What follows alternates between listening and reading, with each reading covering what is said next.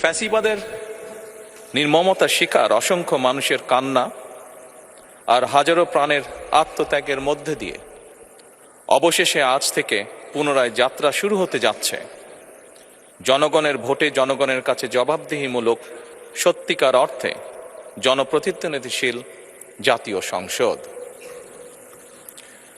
বাংলাদেশের জাতীয় সংসদের রাজনীতির এই ঐতিহাসিক মুহূর্তে আমি আল্লাহর দরবারে শুকরিয়া জানাই, যার অশেষ রহমতে আমরা একটি ন্যায়ভিত্তিক গণতান্ত্রিক মানবিক বাংলাদেশ প্রতিষ্ঠার লক্ষ্যে যাত্রা শুরু করতে পেরেছি।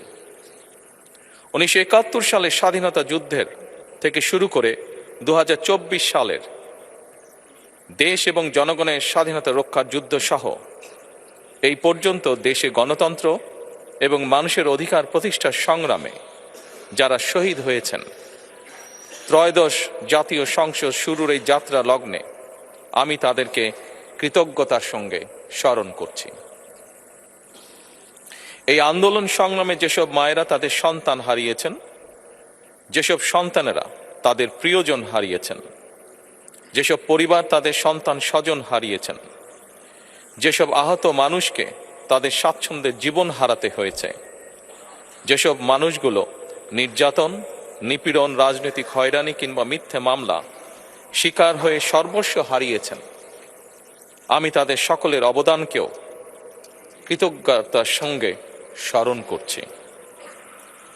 দেশের ছাত্র জনতা, কৃষক, শ্রমিক, শিক্ষক, কবি, সাহিত্যিক, সাংবাদিক, চিকিৎসক, প্রকৌশলী, আইনজীবী, কামার কুমার, জেলে তাঁতি, গাড়ি চালক, ব্যবসায়ী এবং সরকারি বেসরকারি চাকরিজীবী, গৃহিণী, সারা দেশে গণতান্ত্রিক রাজনৈতিক দলের নেতা কর্মী সমর্থক তথা সর্বস্তরের সকল শ্রেণী পেশার মানুষ যাদেরকে গুম, খুন, হত্যা, নির্যাতন, নিপীড়ন, মিথ্যা হামলা মামলা কিংবা জীবন্ত মানুষের কবরস্থান তুল্য বর্বর বন্দিশালা, আয়নাঘর, কোনো কিছু দিয়েই যাদের গণতান্ত্রিক আকাঙ্ক্ষাকে রুখে দেওয়া যায়নি, যাদের সাহসী ভূমিকায় দেশে পুনরায় গণতন্ত্র ফিরে এসেছে, আমি ত্রয়োদশ জাতীয় সংসদের এই যাত্রা লগ্নে দেশের স্বাধীনতা প্রিয় গণতান্ত্রিক আমি বীর ছাত্র জনতাকে জানাই অভিনন্দন।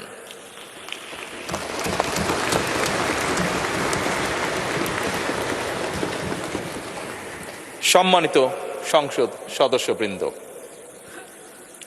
দেশনেত্রী মরহুমা বেগম খালেদা জিয়া জনগণের অধিকার প্রতিষ্ঠায় দেশে সংসদীয় গণতন্ত্র প্রতিষ্ঠা করেছিলেন, সংসদীয় গণতন্ত্রকে প্রাতিষ্ঠানিক রূপ দিয়েছিলেন।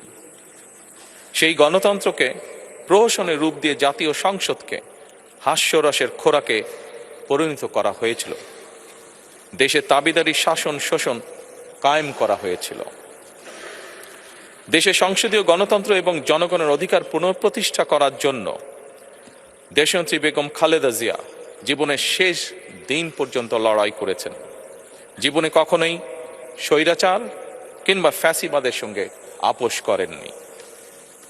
দেশে আজ থেকে আবারও সেই কাঙ্ক্ষিত সংসদীয় গণতন্ত্রের যাত্রা শুরু হলো, আলহামদুলিল্লাহ।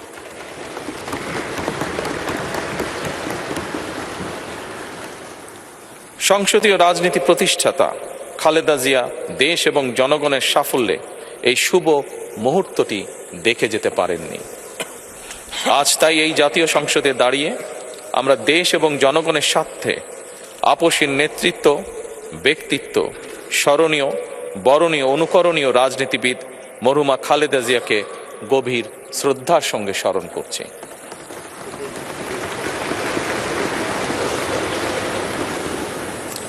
সম্মানিত সংসদ সদস্যবৃন্দ, দেশে বহুদলীয় গণতন্ত্রের প্রবক্তা এবং প্রবর্তক, স্বাধীনতার ঘোষক শহীদ প্রেসিডেন্ট জিয়াউর রহমানের একটি উক্তির কথা আপনাদের সামনে আমি স্মরণ করতে চাই। তিনি বলেছিলেন, জনগণই যদি রাজনৈতিক দল হয় তাহলে আমি সেই দলেরই আছি। অর্থাৎ ব্যক্তি কিংবা দলের স্বার্থ নয়, জনগণের স্বার্থই সবচাইতে বড়। এটাই বিএনপির রাজনীতি। আমি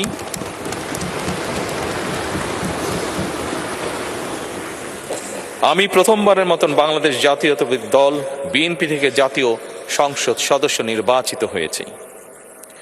জাতীয় সংসদের সংসদীয় দলের নেতা নির্বাচিত হয়েছি। জাতীয় সংসদে দলের প্রতিনিধিত্ব করলেও প্রধানমন্ত্রী হিসাবে আমি এই জাতীয় সংসদে দেশের প্রতিনিধিত্ব করছি।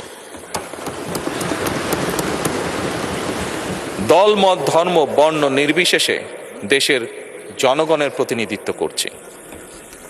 আমার রাজনীতি দেশ এবং জনগণের স্বার্থ রক্ষা করার রাজনীতি। বিএনপির রাজনীতি জনগণের জীবন মান উন্নয়ন এবং স্বনির্ভর বাংলাদেশ গড়ার রাজনীতি। প্রতিটি পরিবারকে স্বনির্ভর করাই আমাদের রাজনীতির লক্ষ্য। প্রতিটি পরিবারকে স্বনির্ভর করার মাধ্যমেই বিএনপি একটি স্বনির্ভর, সমৃদ্ধ, নিরাপদ, গণতান্ত্রিক বাংলাদেশ প্রতিষ্ঠা করতে চায়। এই লক্ষ্য অর্জনে আমি জনগণের সমর্থন এবং সহযোগিতা চাইছি। এই মহান জাতীয় সংসদে সকল দলের নির্বাচিত প্রতিজন সংসদ সদস্যের সমর্থন এবং সহযোগিতা আশা করছি।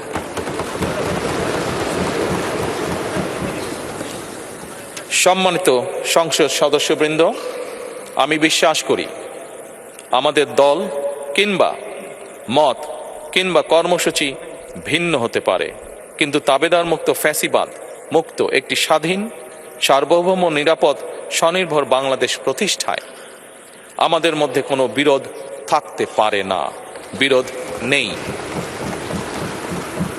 জাতীয় সংসদকে জাতীয় কর্মকাণ্ডের কেন্দ্রবিন্দু না করে বিতাড়িত ফ্যাসিস্ট সরকার জাতীয় সংসদকে অকার্যকর করে ফেলেছিল। আমরা এই মহান জাতীয় সংসদকে সকল যুক্তি, তর্ক আর জাতীয় সমস্যা সমাধানের কেন্দ্রবিন্দুতে পরিণত করতে চাই।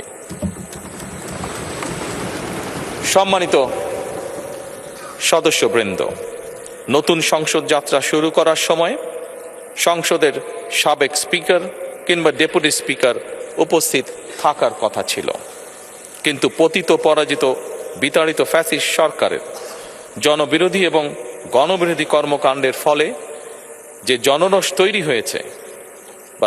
তৈরি হয়েছিল তাতে এই মহান সংসদের সাবেক স্পিকার বা ডেপুটি স্পিকারকে খুঁজে পাওয়া যায়নি। তাদের কেউ কারাগারে, কেউ নিখোঁজ কিংবা কেউ পলাতক।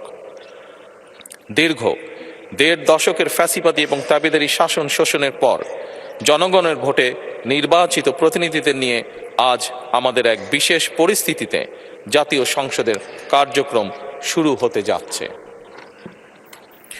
এমন পরিস্থিতিতে আমরা সংবিধান এবং সংসদের কার্যপ্রণালী বিধির বিধান অনুসরণ পূর্বক ত্রয়োদশ জাতীয় সংসদে সভাপতিত্ব করার জন্য আজ আমি প্রবীণ রাজনীতিবিদ এবং 5 বারের মতন নির্বাচিত জাতীয় সংসদ সদস্য জনাব ডক্টর খন্দকার মোশাররফ হোসেনের নাম প্রস্তাব করছি।